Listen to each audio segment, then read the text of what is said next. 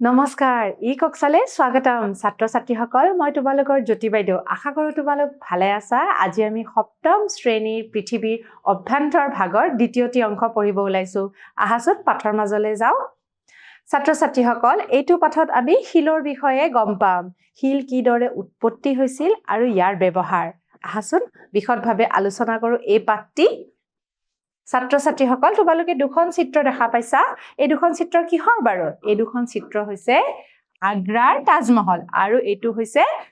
দিল্লীৰ লালকিল্লা এই আগ্ৰাৰ তাজমহল আৰু দিল্লীৰ লালকিল্লা কি শিলেৰে উৎপন্ন কৰিছিলে কি শিলেৰে তেওঁলোকে বনাইছিলে গতিকে আমি এই বিষয়ে ইয়াতে আমি ভালদৰে আলোচনা কৰিম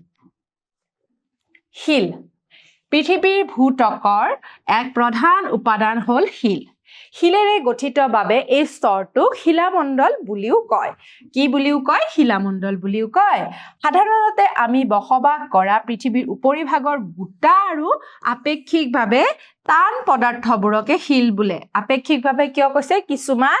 টান নহবও পাৰে কঠিন নহবও পাৰে শিলসমূহ ভিন্ন ভিন্ন মণিকৰে গঠিত গতিকে শিলৰ কেনেকে গঠিত হয় শিলবিলাক বিভিন্ন ধৰণৰ মণিকৰে গঠিত হয় কিছুমান শিলত মণিক কেইবাবিধো থাকে আৰু আন কিছুমান শিলত দুবিধ বা এবিধ মানহে থাকে তাৰ মানে মণিক কেইবাবিধো থাকিব পাৰে এটা শিলত কিন্তু কিছুমান শিলত আকৌ এটা বা দুটাহে থাকিব পাৰে শিলত থকা মণিকৰ বৈশিষ্ট্যৰ ওপৰত ভিত্তি কৰি শিলৰ আকাৰ আকৃতি ৰং কঠিনতা আদিৰ তাৰতম্য ঘটে তাৰ মানে মণিক বিলাকৰ যিবিলাক বৈশিষ্ট্য আছে সেই বৈশিষ্ট্যৰ ওপৰতে ভিত্তি কৰি কি হয় শিলবিলাকৰ আকাৰ আকৃতি কিছুমান কঠিন হ'ব পাৰে কিছুমান কঠিন নহবও পাৰে হয়নে আৰু কিছুমানৰ ৰংবিলাকো বেলেগ হ'ব পাৰে আমি সেই কাৰণে বিভিন্ন ধৰণৰ শিল দেখা পাওঁ কিছুমানৰ আকাৰ বেলেগ কিছুমানৰ ৰং বেলেগ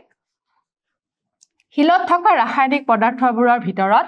অম্লজান সিলিকন এলুমিনিয়াম লো calcium sodium potassium carbon sulphur আদি প্ৰচুৰ পৰিমাণে থাকে তাৰে শিলত কেইবাবিধো কি থাকে ৰাসায়নিক পদাৰ্থ থাকে আৰু সেই ৰাসায়নিক পদাৰ্থৰ কাৰণে আৰু ভৌতিক পৰিৱৰ্তনৰ কাৰণে শিলবিলাকৰ আকাৰ বেলেগ বেলেগ হ'ব পাৰে ইয়াৰ উপৰিও শিলত কিছু পৰিমাণে তাম শিল আৰু দস্তা আদি ধাতু পোৱা যায় তাৰ মানে বিভিন্ন ধৰণৰ আবাৰ কি আছিলে ৰাসায়নিক পদাৰ্থ পোৱাৰ সলনিও ধাতু পোৱা যায় গতিকে মণিক বিলাকৰ ভিতৰত আমি ৰাসায়নিক পদাৰ্থও পাওঁ ধাতুও পাওঁ ঠিক আছে শিলবোৰ সাধাৰণতে ভিন্ন ভিন্ন ধৰণে উৎপত্তি হয় কেনেকে উৎপত্তি হয় এটা উৎপত্তিৰ ভিত্তিত আমি শিলক তিনি ভাগত ভাগ কৰিব পাৰো এই শিল তিনি ভাগ আমি কি ভাগত ভাগ কৰিব পাৰো চাও আহা আগ্নেয় শিল গেদীয় শিল ৰূপান্তৰিত শিল এতিয়া আমি এই তিনিটা প্ৰকাৰৰ যিকেইটা শিল আছিলে এইকেইটাৰ বিষয়ে কেনেকে উৎপত্তি হৈছিলে আৰু তাৰ ব্যৱহাৰ কি সেই বিষয়ে আমি আলোচনা কৰিম আগ্নেয় শিল পৃথিৱীৰ অন্তৰ্ভাগত থকা গলিত উত্তপ্ত পদাৰ্থসমূহক মেগমা বোলে ছাত্ৰ ছাত্ৰীসকল যোৱা ক্লাছত আমি আগ্নেয়গিৰিৰ বিষয়ে পঢ়িছিলো হয়নে পৃথিৱীৰ মণ্ডল কেইবাটাও আছে হয়নে ভূত্বক হয়নে গুৰুমণ্ডল কেন্দ্ৰমণ্ডল ভূত্বকটো পৃথিৱীৰ ওপৰতে থাকে আৱৰণতে থাকে আৰু ভূত্বকৰ ঠিক তলতে কি থাকে গুৰুমণ্ডল আৰু কেন্দ্ৰমণ্ডল থাকে এই গুৰুমণ্ডল আৰু কেন্দ্ৰমণ্ডলত কি হয় পদাৰ্থবিলাক গলিত অৱস্থাত বা অৰ্ধতৰল অৱস্থাত থাকে আৰু এই পদাৰ্থবিলাক যেতিয়া কি হয় কিছুমান ফাট মেলি ওলাই আহে পৃথিৱীৰ উপৰিভাগত ফাট মেলি ওপৰলৈ ওলাই আহে আগ্নেয়গিৰি হিচাপত তাক উদগিৰণ বুলি কয় হয়নে এই তেতিয়া এই উদগিৰণ হৈ পেলাই ওলাই আহি কি হয় ওপৰলৈ পৃথিৱীৰ ওপৰ খণ্ডত পায়হি আৰু সেই ওপৰ খণ্ডত পোৱাৰ লগে লগে কি হয় কেইদিনমান পিছত শীতল হৈ পেলাই সেইবিলাক পাহাৰ পৰ্বত মালভূমি আৰু শিললৈও পৰিৱৰ্তন হয় গতিকে তলত থকা উত্তপ্ত আৰু গলিত পদাৰ্থসমূহক মেগমা বোলে তাৰ মানে কি কৈছে পৃথিৱীৰ যিখিনি আমাৰ ভূত্বকৰ তলত থকা মণ্ডলত থকা পদাৰ্থসমূহক আমি কি বুলি কম মেগমা বুলি কম আৰু সি যেতিয়া ওপৰলৈ উঠি আহিব ফাট মেলি থকা ঠাইৰ পৰা ওলাই আহিব তাক আমি লাভা বুলি কম এনে মেগমা ভূপৃষ্ঠলৈ ওলাই আহিব নোৱাৰে আৰু কালক্ৰমত তাপ বিকৰণ কৰি শীতল হৈ শিলত পৰিণত হয় ঠিক আছে এনে ধৰণৰ গঠন হোৱা শিলক অন্তৰ্ভেদী আগ্নেয় শিল বোলে গতিকে আমি আগ্নেয় শিলৰ আৰু এটা প্ৰথম দুটা প্ৰকাৰ পাইছিলো বহিঃবেদী আৰু অন্তৰ্ভেদী বহিঃবেদী আৰু অন্তৰ্ভেদী আমি কেনেকৈ বুজিম অন্তৰ্ভেদী আৰু বহিঃবেদী দুটাই পাৰ্থক্য যিবিলাক শিল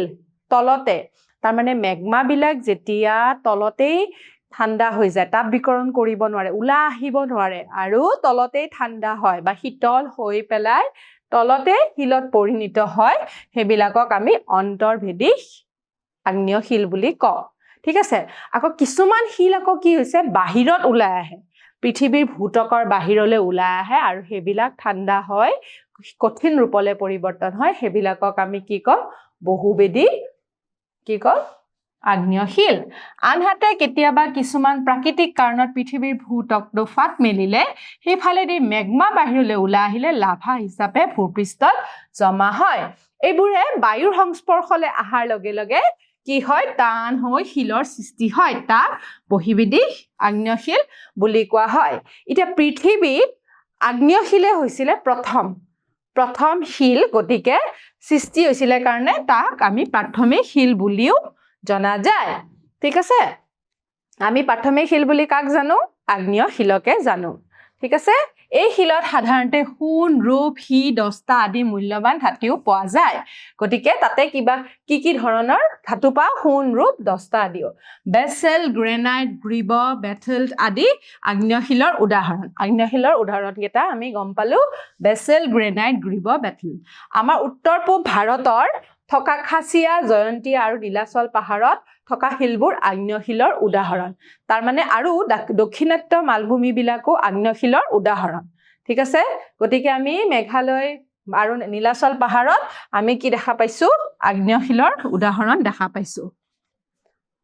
আগ্নেয় শিলৰ প্ৰকাৰবিলাক আমি দেখা পালো গম পাইছিলো এতিয়া কি আছিল বহিঃবেদী আগ্নেয় শিল আৰু অন্তৰ্ভেদী এই চোৱা ইয়াতে অন্তৰ্ভেদী মানে তলতে শিলবিলাক উৎপন্ন হৈছে কাৰণ এইবিলাক ওপৰলৈ ওলাই আহিব পৰা নাই তাৰ মানে মেগমা বিলাক তলতে আছে ওপৰলৈ উঠি আহিব পৰা নাই ইয়াক আমি কি কৈছো তলতে থকাৰ কাৰণে ইয়াক অন্তৰ্ভেদী আগ্নেয় শিল আৰু বাহিৰলৈ ওলাই অহাখিনি বহিঃবেদী আগ্নেয় শিল বুলি কোৱা হৈছে দেখিছা নহয় ঠিক আছে এতিয়া আমি আগ্নেয় শিলৰ কেইটামান ছবি চাই লওঁ চোৱা গ্ৰেনাইটটো এইটো হয়নে গ্ৰেনাইটৰ পৰা আমি কি বনাও জানো নহয় আমি কি বনাও পাকঘৰৰ আজিকালি গ্ৰেনাইট ব্যৱহাৰ কৰা হৈছে বেসেল গ্ৰীব এইবিলাকো বিভিন্ন ধৰণৰ কামত ব্যৱহাৰ কৰা হৈছে ঠিক আছে এতিয়া আমি আহিম গেদীয় শিল পৃথিৱীৰ উপৰিভাগত থকা আগ্নেয় শিলবোৰ কালক্ৰমত শীত তাপ বতাহ বৰষুণ আদিৰ ভৌতিক ৰাসায়নিক আৰু উদ্ভিদৰ জৈৱিক ক্ৰিয়াৰ ফলত দুৰ্বল হৈ ভাঙিবলৈ আৰম্ভ কৰে তাৰ মানে আগ্নেয় শিলবিলাক কি হয় যদিও থাকে কিন্তু কিছুমান ভৌতিক পৰিৱৰ্তন ঘটে ধৰা বহুত ধৰণৰ তাপ পালে বহুত ধৰণৰ বৰষুণ পালে বহুত ধৰণৰ বতাহ পালে তাৰ ওপৰত ধৰা শিলবিলাকৰ ওপৰত জীৱাশ্মবিলাক পৰিলে বা জন্তু বা মানুহৰ এনেকুৱা ধৰণৰ বস্তুবিলাকৰ কি হৈছে জীৱাশ্মবিলাক পৰিছে সেইবিলাক গৈ পেলাই ক'ত গৈছে জান জুৰি হিম্বা আদিয়ে কঢ়িয়াই নি সাগৰ বা হ্ৰদ বা আন নিম্ন অংশত তৰপে জমা হয় তাৰমানে এইবিলাকে কি হয় বুৱাই লৈ গৈ পেলাই সাগৰ বা তলৰ অংশবিলাকত তৰপে জমা হৈ গৈ থাকে আৰু এই আগ্নেয় শিলবিলাক লাষ্টত গৈ পেলাই কি হয় গেদৰ পৰিৱৰ্তন হৈ গেদীয় শিললৈ ৰূপান্তৰিত হয় ঠিক আছে গেদৰ পৰা সৃষ্টি হোৱা শিলকে গেদীয় শিল বুলি কয় এনেদৰে গেদবোৰ বহু বছৰ ধৰি জমা হয় তেতিয়া এহাতে ওপৰৰ গেদৰ প্ৰচণ্ড চাপ তাপ আৰু পানীত মিহলি হৈ থকা লু চূণ আদি ক্ৰিয়াৰ ফলত গেদবোৰ কঠিন হ'বলৈ ধৰে আৰু সেইবিলাকে গেদীয় শিল বুলি কয় তদুপৰি স্তৰে এই শিল গঠিত হয় বাবে ইয়াক স্তৰীভূত শিলো বোলে গতিকে এই গেদীয় শিলেই হৈছে জৈৱিক আৰু অজৈৱিক দুটা পদ্ধতিৰ জৰিয়তে গঠন হোৱা শিল ঠিক আছে মনত থাকিব আৰু জীৱাশ্মৰ দ্বাৰাও এই গেদীয় শিল উৎপন্ন হয় কয়লা চূণশিল কংগ্লমেৰেট আদি গেদীয় শিলৰ উদাহৰণ আমাৰ উত্তৰে হিমালয় পৰ্বতত থকা শিলবোৰ বেছিভাগে গেদীয় শিল হিমালয়ত থেটিছ নামৰ এখন সাগৰ আছিলে এই সাগৰখন কি হৈ গৈছিলে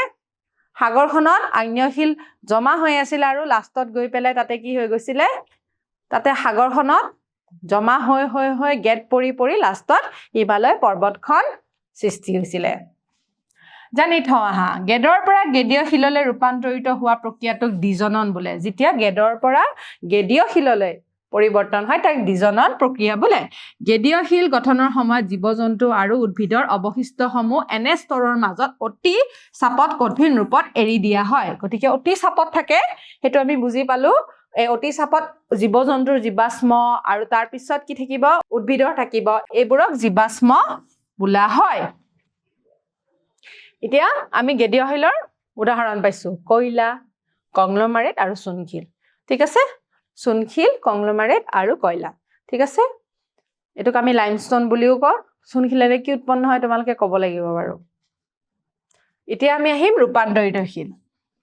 আগ্নেয় শিল আৰু গেদীয় শিল যদি বহু দিন ধৰি অধিক চাপ আৰু তাপৰ প্ৰভাৱত থাকে তাৰ মানে আগ্নেয় শিলো আছে গেদীয় শিলো আছে এই আগ্নেয় শিল আৰু গেদীয় শিল বহুত চাপত যদি থাকে তেতিয়া ই ৰূপান্তৰ হৈ যায় বেলেগ এটা শিললৈ ৰূপান্তৰ হৈ যায় এতিয়া এই আগ্নেয় শিলে কি হয় ভৌতিক আৰু ৰাসায়নিক পৰিৱৰ্তন হৈ এক নতুন শিলৰ সৃষ্টি কৰে আৰু সেইবিলাককে ৰূপান্তৰিত শিল বুলি আমি জানো এতিয়া আমি তলৰ তালিকাখনত কি দেখা পাইছো এই আগ্নেয় শিলবিলাক আছে মাইকা আৰু গ্ৰেনাইট ঠিক আছে মাইকা আৰু গ্ৰেনাইট আছে মাইকা আৰু গ্ৰেনাইটে কি কৰিছে মাইকা আৰু গ্ৰেনাইটে কিহৰ সৃষ্টি কৰিছে চিষ্ট আৰু নিচুৰ সৃষ্টি কৰিছে ঠিক আছে চিষ্ট আৰু নিচু শিলৰ সৃষ্টি কৰিছে আৰু গেদীয় শিলে চূণশিলে কি কৰিছে অলপ আগতে সুধিছিল নহয় প্ৰশ্নটো চূণশিলে মাৰ্বলৰ সৃষ্টি কৰিছিলে তাজমহল মাৰ্বল পাথৰেদি বনাইছে গতিকে ক'ৰ পৰা হৈছে গেদীয় শিল চূণশিলৰ পৰা মাৰ্বল হৈছে আৰু লালকিল্লা কি আছিলে ৰঙা স্যান্ডস্টোন বালিশিলৰ পৰা কি হৈছে কোৱাৰ্টজাইট নামৰ ৰূপান্তৰিত শিল হৈছে আৰু বোকা শিলৰ পৰা কি হৈছে স্লেট আমি যে ব্যৱহাৰ কৰো সেই স্লেটক আমি পাওঁ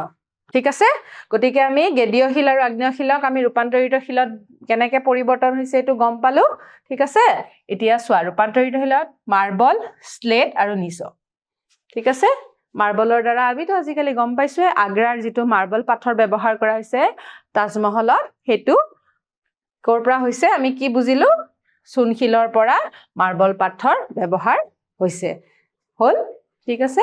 এতিয়া তোমালোকক মই দুটামান প্ৰশ্ন সুধো আগ্নেয় শিলৰ উদাহৰণ দি আগ্নেয় শিলৰ এটা আমি উদাহৰণ এটা দিবলৈ হলে কি বুজি পাম ইয়াতে তিনিটা অপচন আছে চূণশিল গ্ৰেনাইট আৰু কংগ্লমাৰেট কিন্তু হ'ব আগ্নেয় শিলৰ কি আছিল অলপ মনত কৰাচোন আগ্নেয় শিলৰ উদাহৰণ হৈছে গ্ৰেনাইট ঠিক আছে এতিয়া দ্বিতীয়টো প্ৰশ্ন হৈছে উৎপত্তি অনুযায়ী শিলক কেই প্ৰকাৰত ভাগ কৰিব পাৰি উৎপত্তি অনুযায়ী শিলক তিনি প্ৰকাৰত ভাগ কৰিব পাৰি ঠিক আছে এখিনি আমি বুজি পালো এতিয়া 3 নম্বৰ প্ৰশ্নটো চাওঁ আহাচোন জীৱাশ্ম শিল সাধাৰণতে কি শিলত পোৱা যায় জৈৱিক অজৈৱিক এবিলাক যে বস্তু আছিল হেবিলাক কোনবিলাক শিলত জমা হয় নহয় গেদ হিচাপে কোট গেদীয় শিলত গতিকে এইটো পাঠত আমি শিলৰ বিষয়ে বিশদভাৱে আলোচনা কৰিলো ঠিক আছে ছাত্ৰ ছাত্ৰীসকল আশা কৰো তোমালোকে অলপ হলেও বুজি পাইছা ধন্যবাদ